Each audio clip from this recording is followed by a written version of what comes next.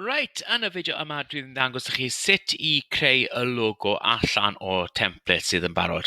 So, mi'n draw fan hyn ac ni'n teipio mewn logo.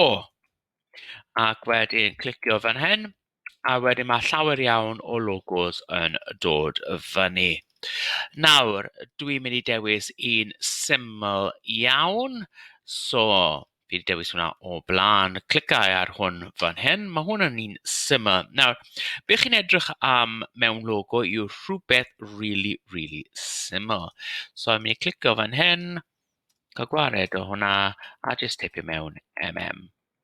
Nawr, chi'n gallu gweld mae'r ysgrifen bach yn rhy fawr gyda fi, so beth I fi'n mynd I wneud nawr yw just stretcho fe mas, wneud e'n fwy o seis, symud e tamau bach, a mae hwnna yn gret. A lawr fan hyn wedyn, just os fi'n symud fi na fan hyn, dwi'n clico ar hashtag athro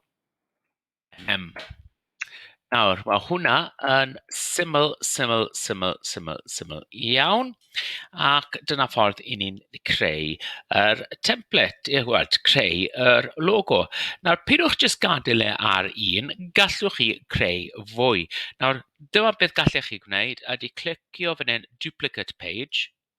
A wedyn mae dau dudalen yr union un peth gyda chi, a wedyn gallwch chi chwarae o gwmpas wedyn gyda pethau fel hyn. So, insert duplicate. A wedyn clicio fe, a wedyn cael gweld beth yw'ch hoff un chi.